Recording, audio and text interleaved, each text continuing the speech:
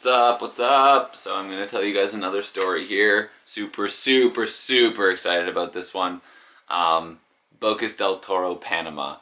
Don't even really know where to start. I read this journal entry here just a minute ago and my brain is just going all over the place right now. So I'm going to just read the journal as normal, one take, here we go, and hopefully I don't go off on too many tangents because I don't want this video to be too long and lost its power, but Bocas del Toro was a place in my heart that will definitely forever be one of the coolest places I went to. Not because of the place was cool itself of Bocas del Toro, but because of the experiences that I had gotten a chance to experience in Bocas del Toro. So, continuing the journey further north to the Caribbean coast of Bocas was quite a rough trip from Panama City. So, Panama City, traveling in and out, as we all now know, kind of a rough go. For starters, we mismanaged our time and were rushed through heavy Panama traffic to the bus station. The cab ride that previous day, took 10 minutes, took 60 minutes to arrive. And not having eaten, we rushed around gathering snacks for our overnight bus ride and hurried to the gate in the nick of time. But after the strenuousness of just getting to the gate on time, we actually found out we needed oyster-like cards or compass cards, like something where you could tap to get through the gate. And so we had to, run back around the station to get those. So after all the stress of getting to the bus and all that smooth process, we got onto the AC bus and discovered the smallest legroom ever. Like it was an issue. For me especially, I don't know how other people of my height would have managed it or how they managed it. It was definitely not an enjoyable bus ride. So there I was, trying to be happy. I put here, there I was happy I made it on the bus. I'm sure I was with the gang, but completely screwed for the 11-hour bus ride ahead. My knees completely jammed and bruised. We finally made it to our destination at 7 a.m. A quick cab ride and 2 boats later, we had finally arrived at the renowned Aqua Lounge in Bocas del Toro. That day, we headed to the town talking to the local scuba shops about pricing for our open water diving certificate. We decided on Bocas del Toro Diving Centers, the #1 diving center in town. We bargained them down from $190 US to $250, including a free t-shirt and 2 additional dives. And we headed back to the Aqua Lounge to kind of chill for the rest of the evening and get ready for diving. And before I actually go in and really just talk about the diving experience, this whole experience at Bocas del Toro was basically, in 2 words, scuba diving. Like, I learned how to scuba dive in Bocas del Toro. I experienced it for the first time in my life. I realized how much I love that experience. I cannot wait to continue going traveling and seizing opportunities to scuba dive. It is, I'm speechless every time I even try and fathom how to explain the sensation of actually scuba diving and what that means to me. At the time, my girlfriend Jen, she was in marine biology and a zoologist and very interested in animals, and this kind of really just speared this incredible realization of how wonderful this whole new world. It's like the Disney song, like a whole new world. Like, it's a whole new world down there, and I experienced it. So I'm just gonna read you guys through the days of diving that we had with all the things we saw and some of the difficulties of just taking quizzes and things like that. So first day of diving, we rolled around, and it was a long one. At first, we were in the classroom for the whole morning, learning the theory and taking the quizzes. Then after lunch, we headed off for our first dive with Victor, and Victor was our instructor. Guy was an absolute fucking gem. Like, loved hanging out with the guy. Just a genuine dude. Always had a smile on his face, and he's with me in my heart. Kit, Jenny, Gavin, and I throw on our BCDs, do our safety checks, and back roll off the boat like in a movie. So there we are, floating on the surface, giving Victor the okay. A small debrief, and down we descend, deflators in hand. 1, 2, 3, breathe out. 2, 3. My first breaths underwater, equalizing my ears, and there I was, fully submerged, breathing like an aquamarine creature. It was like nothing I've ever experienced apart from swimming. I was weightless in liquid matter. Our first dive was only 4 meters deep, basically a swimming pool where we practiced removing our masks, retrieving our regulators, and some basic buoyancy, which is all things you definitely need to know how to do. At the end of the day, we had done 2 dives to 2 depths of 12 meters, and I was hooked on the sensation of being underwater breathing, getting up and close with the marine life, and the peace and quiet underwater. The next day, we completed all our theory and the final exam of our open water certificates. 2 more dives under my belt and many more marine life to experience. I continued the day with a few more dives. By this point, I had become more comfortable underwater. After 2 days of diving, my brain had become more accustomed to breathing underwater. I must say, breathing underwater is quite a surreal experience. The peace and quiet, the graceful slicks off the fins, and the playful aqua life bursting with color makes you feel like you're in another world. By the end of the day, I had fallen in love with this new world and all that it could offer.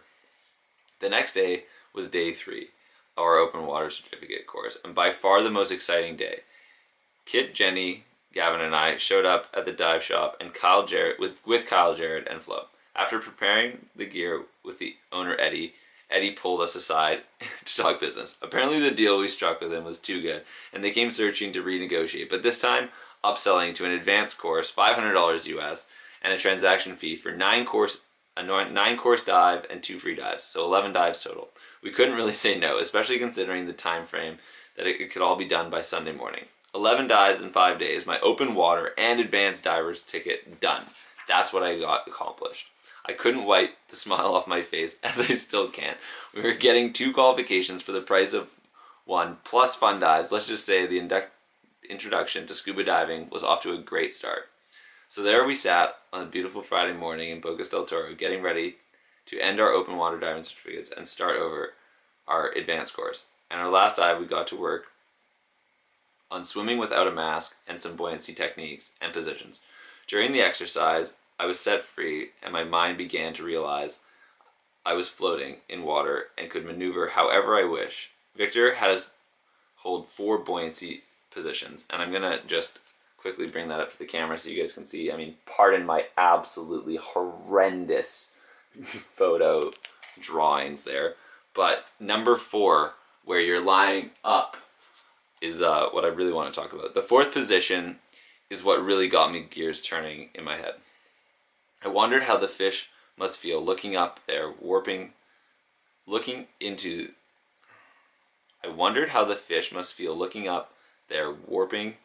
skyline as foreign creatures descend and ascend in and out of their world. It was then that I also laid there soaking in the sensation of watching the bubbles of air leave my regulator and float gracefully into the open blue canvas. I feel like I was creating the open scene of an alternative movie. After the exercise was over, I realized how my body could move underwater, free as a dolphin. So off I went exploring coral reefs, swimming freely and playfully like dolphins. It was here I gained a deeper insight into why dolphins and other marine life love to play. The feeling of tossing and turning, gliding weightlessly through the water is hard to beat. The next day was day 4 of 5 for scuba diving for me. Kit, Jenny, and Gavin all decided to take the weekend off, but I pushed through knowing that it was the only way I could go completing my certificate, and I had to do 3 dives Saturday, 3 dives Sunday, and complete it all in the 5 days. So Victor gave me the morning off, and then we went off, started our first dive on day 4 at this point, and it was a 27-meter dive, 80 feet. We explored a catamaran wreck that was abundant of aqua life, schools of fish everywhere, and a few stingrays lingered just around it. Victor was awesome around the wreck and allowed me to dive under the hull and also stick my head into the shattered windows where most of the marine life were hiding. After the wreck, we ventured into the sand abyss, where the sand hadn't been touched for months/years. I realized when I wrote that it's probably not months or years, it's probably more like hours, and it just resets, which is duh. A simple flick of your hand would send sand floating, and our flippers created a light dust storm in our rear. Eventually we stopped and Victor pulled out an egg. The excitement continues. We cracked the egg and it kept its form. Even as we played with it, pushed it and pulled it, the flubber-like yolk stayed intact. This and the narcosis exercise marked the end of our deep water dive. So finally we began to ascend until we reached the midpoint. Victor stopped and got me to look around. It was incredible. Up, there was nothing but a faint blue light. Down was just a murky brown tint. There was a drift. There I drifted, weightless in the liquid, free to move however my body chose, and nothing was around, just me and Victor. The next dive was my navigation dive. For this, we headed back to the shipwreck where I experienced my first dive. The only notable event that happened as we rounded the wreck on this top flat, there it floated, a porcupine fish with a black eel under its belly, eating away the microorganism attached to its body. It was the power of Mother Nature's creatures working together. As the fish was cleaned and essentially massaged, the eel was fed. A true win-win. We swam up to the duo and got right up and close to its face, and it was incredible to interact so openly with marine life. The last dive of the day was the night dive. And to be frank, it was outstanding. It was outstanding. Darkness everywhere, but where your light shone, and the areas got all your attention completely. Focus on what was there in that moment. Silent. Everything had vibrant colors down to the dullest fish. Some glowed neon as your light hit them, while others glittered an assortment of colors. It made me truly feel like I had just landed on an alien planet with nothing but a headlight and my oxygen tank. Here was something not everyone got to experience every day. And I'm going to take a brief moment and explain that dive without the journal, because the dive in the darkness was absolutely, I can't think of an experience that was as unique as that in my entire life. I remember we had to navigate going out and back, and it was myself, Victor, and this other student, and I went second. So we got down in the darkness and we'd gotten to the location that we wanted to do this out and back exercise, and Victor said, okay, Mitchell, I want you to turn off your flashlight. Either turn off your flashlight or put it on your chest. And so there I was, and I held the flashlight, I turned off my flashlight, and he's like, okay, we're gonna go back and come back in